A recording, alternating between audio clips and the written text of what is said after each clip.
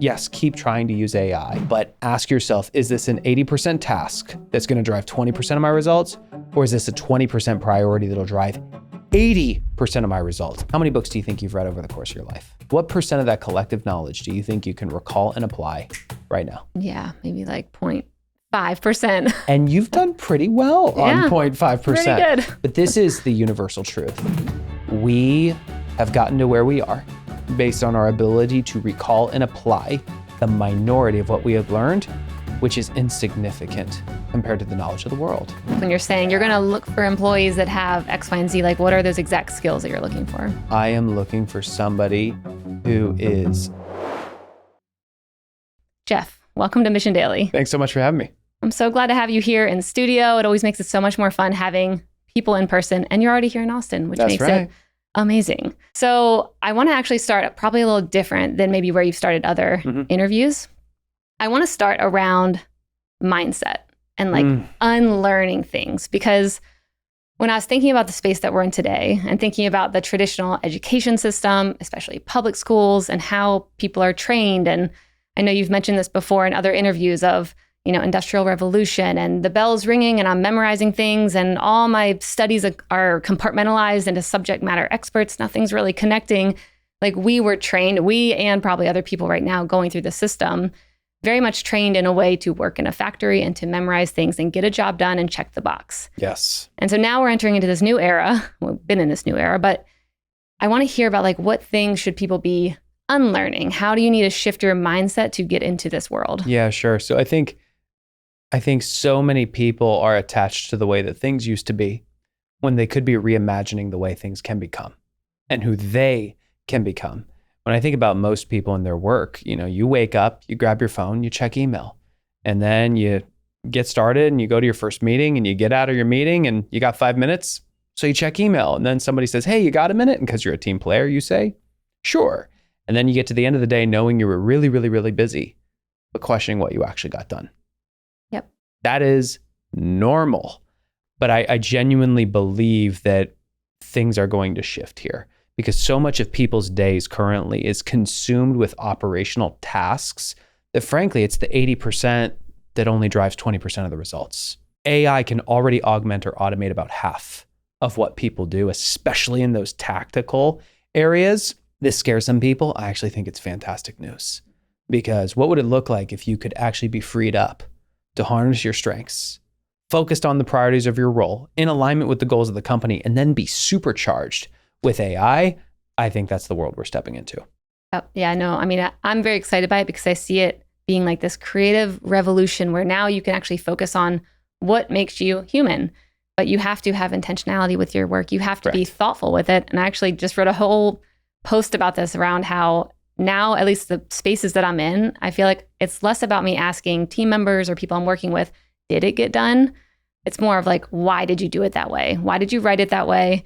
Where's the thinking behind it? What are the contrarian thoughts? Did you check out the competitors in this space? Like I want to hear the human element behind the work, because if it's just a checkbox thing anymore, like AI can do that now. And I think this is a great way to think about it. You know, historically we have played an instrument, like you played the violin and that's what you did. And maybe that was marketing in the company. When we go forward, it's less about being the single player of an instrument and toward actually becoming a conductor of teams and technology. So every single one of us has certain expertise that we will continue to harness and enhance. But for example, I'm not an expert CFO, but I don't need it to be. I can upload my financial statements to AI and ask it to act as an expert strategic CFO and have it interview me based on the financials to understand deeper context about the business, and then tell me some of the strategic things I should be thinking about based on the financial performance of the company. Mm-hmm. I can't do that without AI, but with it, I can. I'm not a chief legal officer, but literally the other day, I had it take 3 non-disclosure agreements, had it interview me about my business to understand it on a deeper level, and then script out an NDA that would be relevant to my business, and then had it combine that with an independent contractor agreement, and then had it act as opposing general counsel to poke holes in it to strengthen it. I sent that to my actual attorney and said, these are the 3 things that I want you to review and enhance the language of. I collapsed the billable hours. Mm-hmm. Mm-hmm. So how did you get here? Tell me about your world. I mean, I did a bit of digging of seeing, it sounded like you were in the corporate world, and then a billionaire also recruits you to his family office type company, steel company, and you come in there and you're growing it. Yeah. And then what? Let's go back even further. Okay. I went to college at UC Santa Barbara. Mm-hmm. My senior year, I do an internship with a tech company. And right before graduation, I sit down with the CEO and I ask him, what job do you think I should get after school? And he looks at me and he goes, Geoff, you're asking the wrong question. This was my first experience with the power of asking the right questions. And he said, the question you should be asking is, what are the skills I can master that are so valuable they'll serve me no matter where I go? Then go look for jobs that will help you build those skills. This is the best advice I've ever gotten career-wise in my life. Don't focus on attaching yourself to a role or a company. Focus on the skills that will put you on a different trajectory for your career. Based on my personality, he said, go get great sales training. So I went to work for Xerox. That led to medical device sales, which then led to moving to Austin to partner with Gary Keller to turn his book, The One Thing, into a training and consulting company. So that was the first billionaire in my life. And I had never been a CEO, but he basically said, we will teach you how to think and act like a CEO. And I got access to all his models for scaling companies, which Keller Williams is a multi-billion-dollar company. And my job was to learn them, to live them, and then to turn out how to teach them. And so a lot of what I did was going into executive teams of growth companies to Fortune 500, doing strategic planning and just driving this idea of focusing on the one thing that matters most throughout an organization. That then I sold my stake in the company, and I had been coaching a guy named Naveen Jindal, who's a billionaire out of India. He owns Jindal Steel and Power, probably about 100,000 people globally, just giant company. When he found out I left, he had me come in as chief growth officer over everything. And he basically said, go. And my approach was 4 drivers: strategy, execution, people, and technology. Strategy is about defining the competitive advantage you want to own in the future. Execution of a focused strategic plan, then getting the right people in the right seats, which your strategic plan changes every year, but people's job descriptions don't, which means you inherently have a lack of alignment. So how do we keep it aligned? And then how do you harness technology to supercharge all of it? And that's what drove the market cap growth there. Okay. So was it you and a team? Oh gosh, yes. Driving this? I mean, 100,000 people. Yeah. So my job was to sit at a group level. I looked at what were the processes that needed to exist at a global level that then we would drive through every operating company. They're structured like a family office, so they owned a ton of companies. My job was then to work with the C-suite, so like the managing director or the CEO of every operating company, plus their C-suite, to drive the strategy, the execution, the people, processes, and then figuring out what are those technology plays that we can invest in that could either make people more productive, operations more efficient, or products and services more valuable. So yeah, it was not just me, but I was the one kind of being the conductor at the group level. Yeah. Okay. And so is this the moment when you started seeing AI come on the scene and just seeing how you could really support these companies? It was December of 2022. We were in India. I had pulled the executive teams from every company around the world into Delhi. We were doing an offsite to cast a vision for the future of leadership in the Jindal Group. It's the morning of the first day. And one of the guys looks over at me and says, hey, have you heard of ChatGPT? The answer was no. It had been out for less than 30 days. And he goes, watch this. And he showed me a use case of how he had it script a message to a specific person with a specific tone to accomplish specific points. And I just watched it generate text. And the moment I saw that, I had the CEO from college in my head. What are the skills I can master that are so valuable? They'll serve me no matter where I go. And I just saw it as a skill. And I made a personal goal to figure out how to use this. But pretty quickly, I realized it actually felt like a waste of time at the beginning. Like it was cool, but using it to write a better email, that was a waste of my time at a C level. And this is where 80-20 rule came back. I was going, okay, I could easily see how I could start using this for email communication, marketing copy, social media. That's all 80% tasks that drive 20% of the results. What's the 20% that would drive 80% of the results? And that's when I came back to this idea that as a leader, your ability to think strategically, that's the difference between growing your business or going out of business. And I started searching for how can I use this to enhance my ability to think strategically and to make faster, smarter decisions.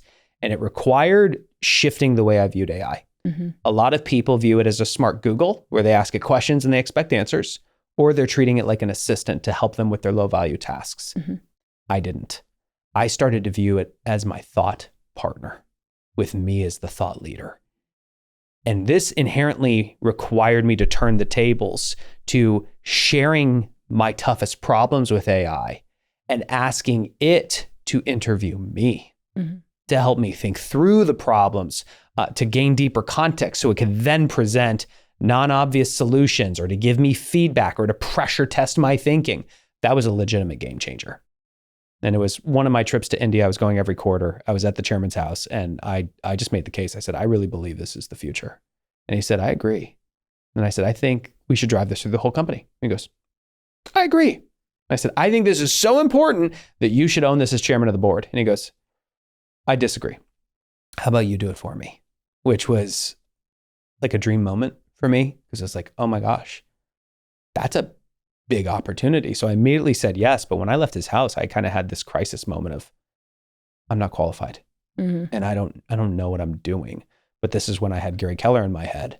Anytime you're hitting a ceiling of achievement in your life, you're just missing a person. Mm-hmm. You know, Dan Sullivan talks yep. about who, not how. Yep. And so I went looking for my who, which became Google.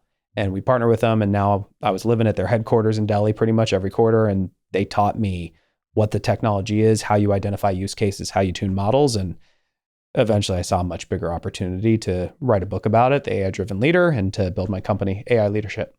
Amazing. So I want to go to the piece around strategy because, I mean, two pieces of this. One, when it comes to team members, oftentimes, I mean, it's human nature to just choose the easiest thing to get done where you can feel that win, where you're like, ooh, I can automate that email, like win, versus finding the very strategic business drivers of this is a hard problem. It's been sitting, here for weeks. Sure. It'll drive the whole business, but instead I'm going to go and like have it write my social media post, or I'm going to go on Midjourney and get like a really cool picture with, my profile. Like, how do you shift mindsets to focus on the actual strategic things that will move a company forward? Well, this is where we come back to mindset and who you can become. AI will not replace you. It will enhance you. Mm-hmm. If you think tactically, then you will look for tactical use cases. If you think strategically, you will look for the strategic use cases. So I think before we even look to AI, we have to actually look in the mirror and acknowledge what percent of the time are we in tactical mode and what percent of the time are we in strategic mode. And the truth is, as a leader, we do both. Mm-hmm. And depending on startup to mature company, it requires different percentage of time there.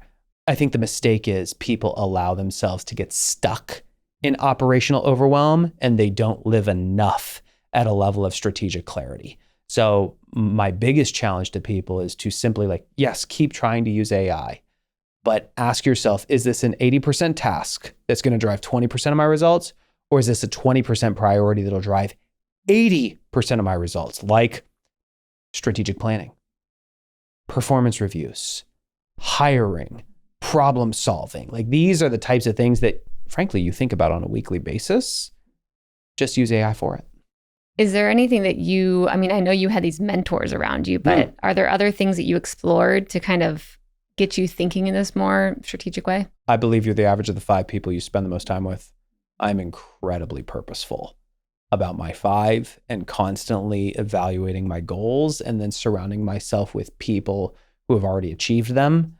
When it came to AI, I also started surrounding myself with certain people who were going on the journey. Because the truth is, even though I've written a book about it now, there's so much I don't know. So I always want to be standing in the flow of information so that I can learn from other people. And there's things I can bring to the table that they've never thought of. And the rising tide will lift all ships. Mm-hmm. So it feels like a tempting environment with all these tools that come out. I mean, I see it within Mission and all of our, me personally, I'm like, oh, this tool's cool. Yep. This one's cool. Yep. Like, how do you stay grounded and focused on this is actually going to be helpful? Because everything's advancing so quickly and now things are so good. Everything's so good, it seems. AI will enhance you. It will not replace you. Mm-hmm. You have to think about who you're talking to. I built a company based on an idea of one thing. Mm-hmm. The idea of 80-20 has been seared into my mind.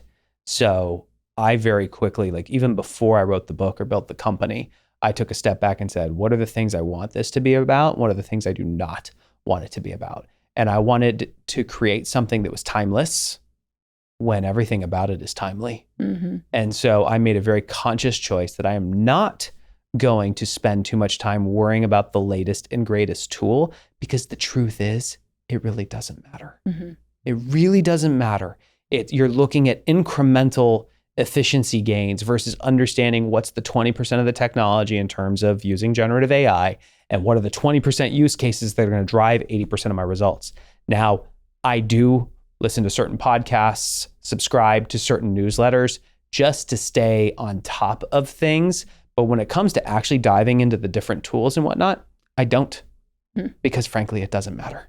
Yeah, it sometimes feels like it might be easier to just have tunnel vision into your company or your leadership team, whatever it might be, Bingo. Of just what's the problem. Bingo. And then now I need to find a solution, and maybe it's AI, and maybe it's actually not. Maybe it's just another person I need on the team. Correct. Or yeah, so which you see that with almost all technologies. They come out and then there's a hype cycle, yes. Blockchain, NFTs, all that. Like everything needs an NFT now. Everything needs to go on the blockchain. And then there's normally a correction. Mm-hmm. I feel like we're kind of moving in the correction period. We're getting there. I don't think we're at the trough of disillusionment yet, but it's going to come. It's going to come. So I want to go into like a founder's mentality. And then after that, we're going to go into a marketer's mentality, just knowing who our audience is and what might be helpful. And I really want to get into like really practical tips that someone can listen to and be like, sure. Okay, me as a founder growing a company, here's how I would think about the world. Sure. I would love to just start there. Like if you are starting a new company right now, or you're building it and you have a team, how would you go about thinking about, having an AI mindset while not getting bogged down in all the noise of it? You're talking to somebody who literally did it. I literally, this year, February 8th of 2024, I said, I'm going to write a book and I'm going to build a company about this. Just over 9 months later, written the book, hit bestseller, and built a company. I believe the people who are founders have a huge advantage because they're not shackled to the way things used to be. They get to reimagine the way things can become. And so for me, I just said everything I do, we're going to be AI driven. I'm going to use it to help me think strategically as a founder and a CEO. I'm going to make sure that every person I bring onto the team is AI driven. I want to get 10 times the output from a person that a legacy company would get. I'm going to ask the question, how do we use technology to augment or automate our systems? How do we make sure that our products or services are AI first? So that was just the commitment that I made up front. So I think if you're a founder, that's a legitimate opportunity for you. Mm-hmm.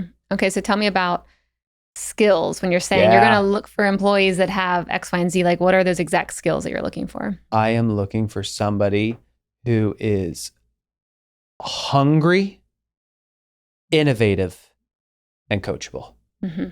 So we're so early in the game that I can't expect somebody to come to the table and say, I'm AI driven, or I'm really an expert at harnessing AI. And if they are, I'm going to start digging real fast and figure out, are you just AI washing your resume? Like I want to understand. But, I think about a woman that I brought on for operations. She is just a powerhouse. I can tell that she will run. That wall is going to be sad that they met her because she's going to run straight through it. She also is incredibly ambitious for her future, and she's incredibly coachable. Like she wants to learn. She's thirsty for the knowledge. So that type of a person, I don't have to motivate them. Yeah. All I have to do is show them, here's the opportunity for you to get to the next level, and they're going to run through walls. So I'm bringing people into the team that are like that. Then I'm showing them, hey, one of our core values is being practice leaders. We don't say one thing and do another. Everything we teach, we do. So you can't be on this team and not be AI driven. I'm going to show you how to use this, help you get more done in less time, but you got to live it. Yeah, that's good. Yeah, we hire always like if you're curious. If you're curious, then you will be able to figure these things out because you're always trying new things. And correct. Yeah. I mean, it seems like the future values emotional intelligence. 1,000%. Like more than ever, more than like, I know SQL or I know this one thing. It's like, how curious, how ambitious are you? How intrapreneurial are you? Are you going to push this company forward like it's your own? Like own the area where I don't have to even worry about you, have better ideas than me. Seems like it's a different future. There's lots of pictures in the book, and I have this picture around the old way is learn a skill once, apply it forever. And it's just a straight line. And the future is learning constantly, thriving continuously, because technology changes the skills that we apply and the processes that we follow. That's all your job is, by the way. A bunch of skills you apply and a bunch of processes you follow. So you might be in marketing. The skills you apply today and the processes you follow today are going to be different than a year from now. They will be different than 5 years from now. They'll probably be different than 10 years from now. So it's less about you saying, I'm an expert in these types of skills and processes, and more, can I be a learning-based individual that is willing to accept the fact that the sheer nature of this technology being generative means it's constantly going to be able to do more and more for me, which will liberate me to elevate my skills to the next level. I love that. A little fun fact that actually I don't even know if my team knows, but before Mission was called Mission, our company was called Life Learning. So it was all around like lifelong learning, and started back in 2016. And then I was like, that's confusing. So we need to switch it to something else. So I want to get into some maybe like getting into the prompts, like prompt engineering, especially let's stick with entrepreneurs for now, and then we're going to get into marketing. But as an entrepreneur, I want to think through what are the things that we do every day, whether it be I'm hiring a new role, I'm looking at a current process, like what are some ideas of ways that I can, add AI into the mix to augment my efforts? Anytime you have to think, you can use AI as your thought partner. It's not that it will replace you. It's that it will enhance you. And let me explain the little context behind this. How many books do you think you've read over the course of your life? A lot, but not as many as ChatGPT has. And that's the point. Now, of all, let's say it was 1,000 books. Yeah. What percent of that collective knowledge do you think you can recall and apply right now? Yeah, maybe like 0.5%. And you've done pretty well on 0.5%. Pretty good. But this is the universal truth. We have gotten to where we are based on our ability to recall and apply the minority of what we have learned, which is insignificant compared to the knowledge of the world. These AI models currently have only been trained on 2% of the information of the world. It's getting more every day. But if you actually do the math, like that's 15 trillion tokens, a token is a unit of measure. That's the equivalent of 200 million books worth of data. It has read 200 million books, but not only has it read them, it remembers every word from all of them. And guess how long it takes when you give it a prompt for it to comb through 200 million books to find the relevant answer and focus it toward your use case? Under a second. This is what is so disruptive about this. If you view yourself as the thought leader, it's no more about you just having the knowledge. It's about you knowing how to wield the tool. So as the thought leader, you execute the prompt. AI as your thought partner can bring the most relevant data to your situation. And as thought leader, you now apply your human judgment to ask, do I agree with this? Do I believe it's true? Because we also know AI hallucinates. It makes things up. So you can't abdicate your role as thought leader. So that's the start. So anytime as an entrepreneur, you need to think, have AI help you. I'll give you some real use cases. Yeah.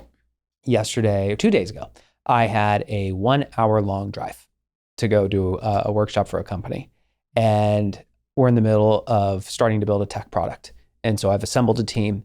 And the next step was for me to clearly articulate what the requirements are for the MVP.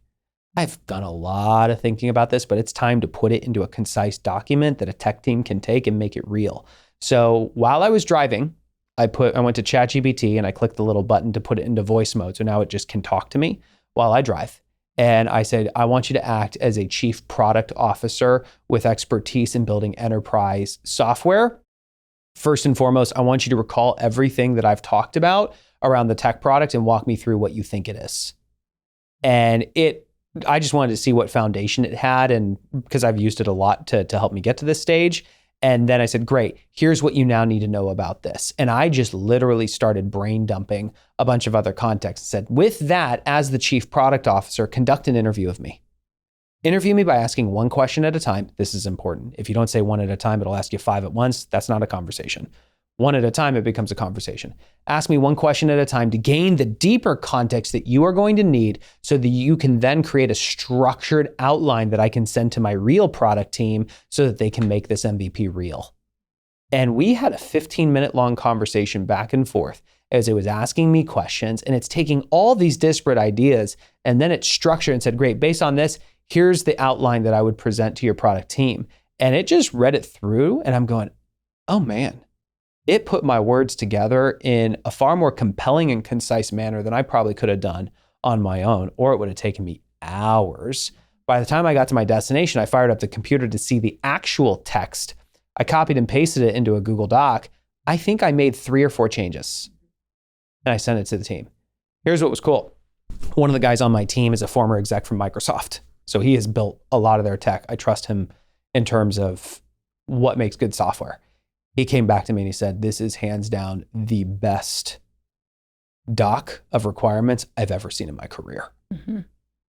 I'm not a product guy, but I know how to wield the tool. Yeah, one of the prompts that I've been loving recently is I will tell it a problem that I'm working to solve. And then I ask it, what 3 experts should I use to help me guide my decision-making with this? And then what do you do? Yeah. So then it'll come up with, let's just say in the media space, it'll say, you're going to want, for this interview today, for this prep doc that I made, you're going to want an AI strategist when it comes to like blending this with leadership. Like, it's pretty specific. You're going to want a storyteller expert to help with the hero's journey format of this interview.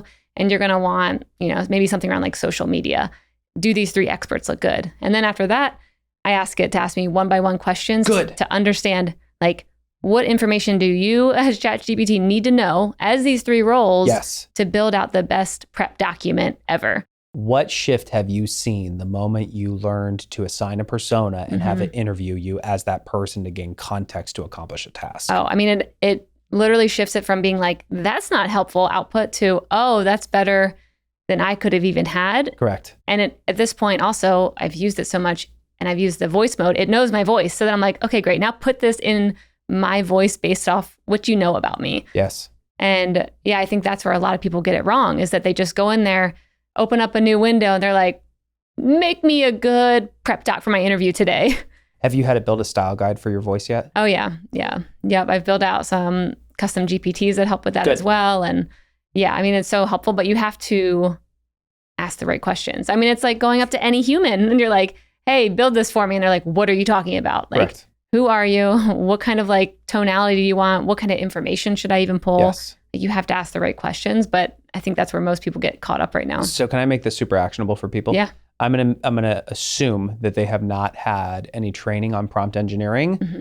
When I think of writing a prompt, which is called prompt engineering, I think of it like a recipe. You're going to go cook dinner for your kids tonight. You're going to go to the fridge. You're going to pull some stuff out. You're not going to pull everything out of your fridge, and you're certainly not going to use equal amounts of every ingredient. So I think of prompts as a series of communication ingredients. I think there are 4 that I would say are the 20% ingredients that drive 80% of my communication with AI. First, task. You've got to clearly articulate the task you want AI to complete. A lot of the time when I watch people write prompts for the first time, they might talk abstractly, but not clearly say, this is what I want you to do. Mm-hmm. So you got to describe the task. 2, you got to give it lots of context. So it has been trained on so much data, but it's not you. It doesn't know your life the way you do, or your business the way that you do, or your problems. So you got to describe it in vivid detail. People are just so used to Google being a short question. Give it the meat. Then there's assigning the role. So like you saying, hey, I want you to act as an AI strategist and a storyteller and this type of person. You're combing through the 200 million books and collapsing it down to the data that's relevant, that it will apply to your situation. And then the 4th is asking it to interview you. And the fact that you do this, high five already. For most people, they have never thought of turning the tables and have AI interview them. And the reason that's so powerful is it crushes the hallucination. If you just say, hey, give me 3 solutions for this problem, it's going to give you an average answer because it doesn't understand what's happening in your life. But if you turn the tables and say, start by asking me 3 questions, ask them one at a time to gain deeper context, then give me 3 solutions, you're going to find that it's way, way, way tighter. So when I structure prompts, oftentimes it's in the format of describe the context, assign a role, ask it to interview me so it can accomplish a task. And if you do those 4 things, I mean, you're going to be hitting home runs. Mm-hmm. Yeah, I think the other area that people get caught up in is they keep trying to ask different questions within the same window. And so they're like, tell me how to make this recipe. And they're like, and now tell me how to do my marketing stack. And it's like, you probably want to open up. It pulls through. Yeah, you want to switch threads. Okay, so now I want to shift over. We did the entrepreneurial world. Let's shift over to the world of marketing, because that is one I'm in a lot. I am constantly working with product marketing leaders within these enterprise companies. And so for someone like that, if you were to just be teleported into their company and you're looking at all these processes trying to support product marketing efforts and getting the word out, brand awareness, bringing in clients, how would you go about working with people like that and teams like that to get them thinking different? Well, it starts with what are your goals and what are your biggest challenges to achieving your goals. So, I did a use case with a woman. She has a line of really fine spiritual jewelry, sells in super high-end stores. They've done really well going through the stores, but their direct-to-consumer is where they're most profitable, but they're really struggling to scale it. And so I said, can we just look at your website? And I don't even remember what the headline, subheadline, call to action was, but it wasn't great. And she was like, yeah, that's probably the thing we need to improve, is just the above the fold copy that hooks the right person and gets them to take the next step. And I was like, okay, well, what are you going to do? And she just starts coming up with some ideas, but they were. And I said, okay, let's try this. And again, context, role, interview, task. Context. This is our company. Here's our website. We are custom high-end jewelry. And I literally said, tell me what I need to know about your company. And she did. And I'm just transcribing every single word into ChatGPT. And then I assigned a role. You are an expert copywriter with deep expertise in this customer segment. I said, describe your ICP to me. And she's like, well, our ideal customer profile is, and she started going through it. And I said, great. Okay. So I typed all that in, and that's their expertise. Interview us by asking 1 question at a time, up to 5 questions, to gain the deeper context you need so that you could then come back and present 5 headline, subheadline, call to action combinations in a table format ranked in order of recommendation. And it conducted this interview. And it started asking her, what's unique about your jewelry? And she starts talking about how she's traveled around the world and she has, gone into these temples and taken these sacred objects and woven it into the pieces. And literally everything she's saying, I'm transcribing in. And after 5 questions of those types of questions and me literally typing in word for word what she was saying, it came back and it's like, okay, here you go. And the stuff that it presented was so compelling, she actually started to cry.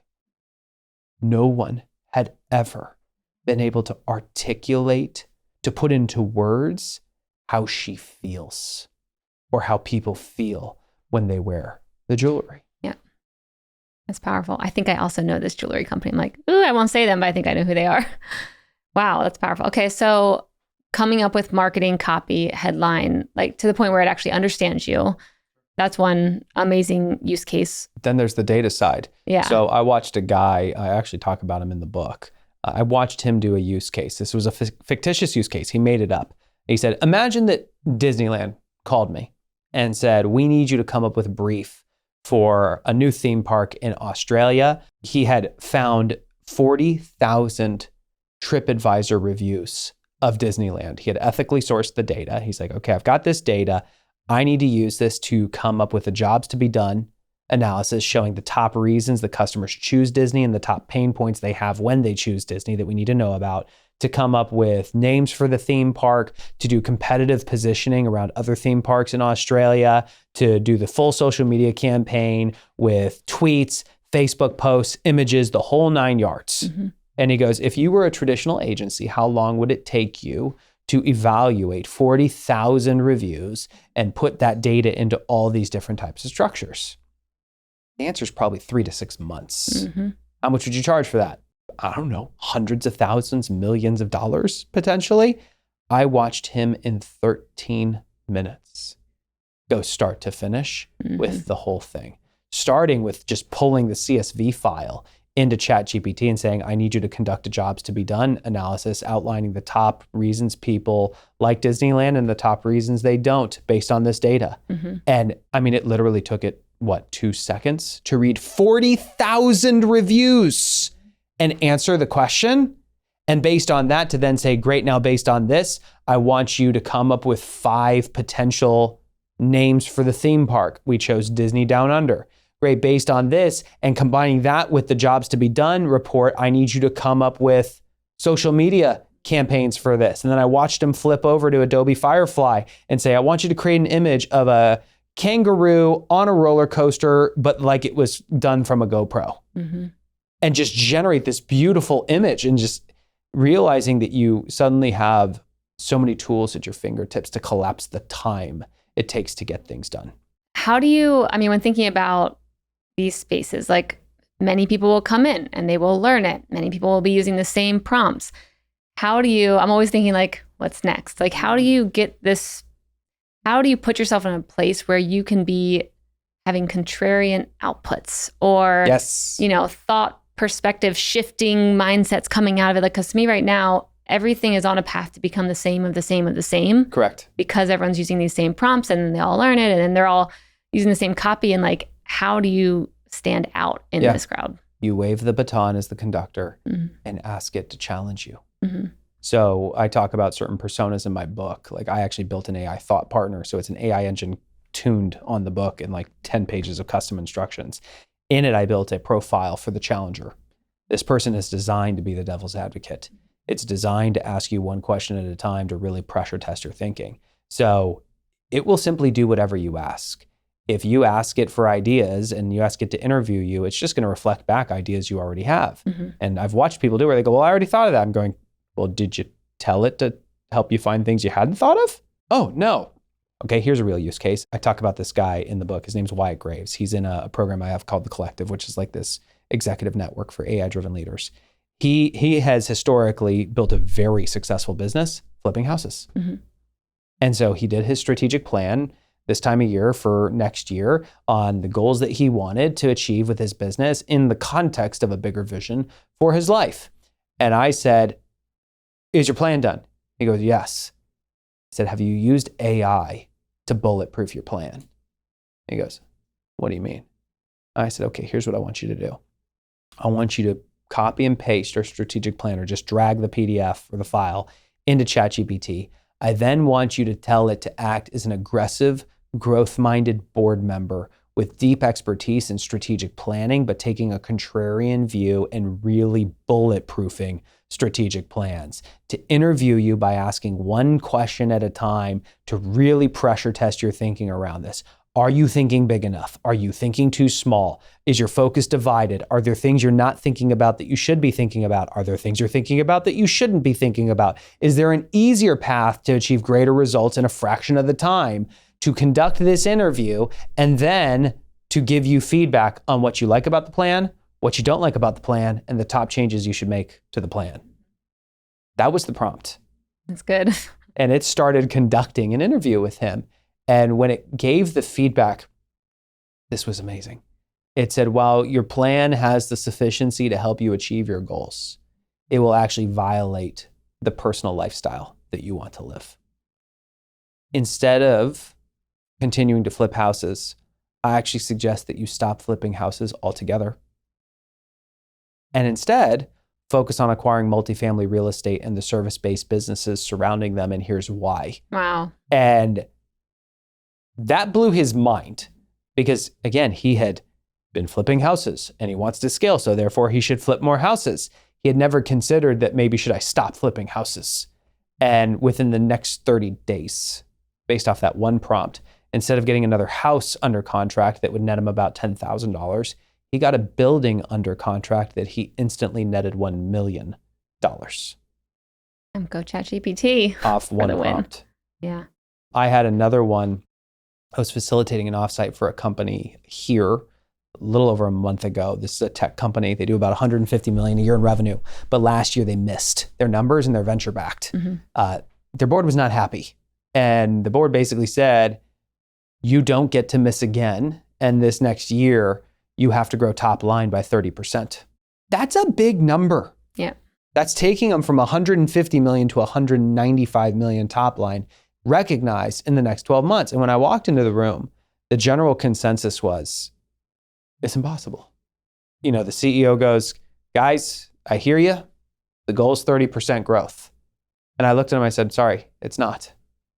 He goes, what are you talking about? It has to be 30% growth. I said, no, I'm not challenging that you have to deliver 30% growth. But if you want to deliver 30% growth, how often do plans go according to plan? He said, never. I said, that's why your goal needs to be 50% growth. Yep. The plan has to have the sufficiency to get 50% growth, an incremental $75 million this year, in order for things to go wrong, for you to still hit 30. And then one guy goes, well, that's impossible. And I looked at him, I said, it would be impossible unless what? And he kind of sarcastically goes, well, we'd have to make $20 million in revenue from products that don't even exist yet. And I just turned to the whiteboard and wrote it on the board. What else it would be impossible unless what? And they started going through all these things. And then they looked at it on the board and they went, okay, now let's dive in and let's make this real. What could we do to drive $20 million in the next 12 months recognized from products that don't even exist? And now they got their sticky notes out and their Sharpies and all this stuff, and they're all over the place. And when we added it all up, best case scenario, it was only going to add up to 12 million, which really means there's 6 because plans don't go according to plan. And the CEO is like, man, I guess we have to lower the goal. And I said, This is when I brought AI in. And I literally opened ChatGPT. I copied and pasted the strategic plan we had built so far. I then gave it a ton of context. I said, this is the company. This is the historical product suite. These are the problems it solved. This is the competition. This is what differentiates us. Here's what we believe our skills are, tons of context. Your job is to act as an aggressive, growth-minded board member with deep expertise in our industry. Interview us by asking 1 question at a time, up to 5 questions to gain deeper context. I then want you to generate 10 non-obvious product combinations that could sufficiently drive at least $20 million in revenue in the next 12 months recognized. That's good. I love the non-obvious. That's the key right there. I'm not asking for obvious solutions. I'm asking for non-obvious solutions. And it did an interview, and the stuff it came back with just blew people's minds, because there were some really simple things they hadn't thought about. They had a bunch of different products. They'd never thought about bundling them and creating a different price point. Simple things that we didn't even require much effort other than maybe changing the SKU that could make a material impact to the bottom line in the next 12 months. Wow. Impressive. I love that. I love these stories. It's helpful to see how to maybe map this back to what I'm doing, and I'm sure listeners as well. Let's pause on this though. For you who's listening to this, if you've been using AI, first and foremost, awesome job. You started. You're probably hearing these stories and thinking, oh crap, I've been using it for tactical things when I have an opportunity to use it for strategic things. So this is just the next level for you. So good. So let's talk about your book a bit. You wrote this, when was it? Over 5 months this year. Okay. So 5 months, a lot changes. Oh. Especially with this kind of book and this kind of space. What are you now wanting, where you're I need to update this? Or what are the things that you wish you could include right now today? So 1, I didn't put anything in the book that I thought would be timely and could become outdated. Okay. So I don't even recommend what AI tools, because I knew it was going to change so much. I say instead go to aileadership.com. I focused very much on what is timeless, which is the leadership side. So while the title is The AI-Driven Leader, it's actually a leadership book about who you have to become as a leader to harness AI to accelerate growth and build a career advantage. Most of it's not out of date, but I did very purposely self-publish because I wanted to treat it like software. So between print runs, I am finding little typos, or I'm finding ways I can enhance the prompts. So I am making little micro adjustments just to fine tune it more and more. I love it. So good. Okay, so I want to shift over now to a lightning round to close out this episode today. So the lightning round is where I'm going to throw a question your way, and you have a minute or less to answer. Are you ready? Born ready. Okay. First question. Who was the most impactful mentor that really shifted the course of your life? Jay Papasan. So he was my partner with Gary Keller. Okay. Gary gave me the gift of thinking bigger, but Jay's the one that really taught me how to think. He shifted me out of the industrial. mindset and taught me what it really feels like to own 100% of your job, which also includes thinking leverage, meaning I could never go to him with a question without first and foremost thinking it through and walking in with my plan and then him challenging the plan. That's good. Okay. Shout out to him. What is a book that is not in the AI space that you recommend everyone read? The One Thing. Yeah. Changed my life. I mean, we all have too much to do and not enough time. But if you really start to understand that there is one thing you can do, such that by doing it, everything else is easier or unnecessary, and you focus on that one thing, you'll live an extraordinary life. That's good. What is a weird skill you have or hobby or something that, helps with everything else you do in life? Oh, man. A weird hobby or skill? Okay. Yeah, it has to be weird. It can't be normal. You Okay. can be like, oh, I snowboard. I used to be a professional hip hop dancer. Wow. For real. And I was also a double black belt. So if you combine dance plus martial arts, you also get jump roping. I am a crazy jump roper. Like, you go look at boxers doing crazy stuff. That's me in the gym. Wow. So let's just say when I do speaking, I'm very performative. Oh, I love that. That's good. I'm sure your kids love that. Oh man. I think that's the best. What was so cool was I'll be doing jump roping and then they wanted their own little jump ropes. Like, my kids, when they were 2 or 3, were doing side swings where they're swinging the rope from side to side and just out there jumping with daddy. Really fun. Oh, so cute. What is something that you believe right now that you're getting pushback on, people don't agree with you on? I will get pushback from some people on the idea that AI will not replace you, it will enhance you. Mm-hmm. Those people, though, are not practice leaders of the technology. Once they actually go through a workshop or read the book and experience how to communicate with it to help them do what they're already doing faster and better, I think that's when they start to realize what the tool is and what it is not. And my biggest aha is you are you, not what you do.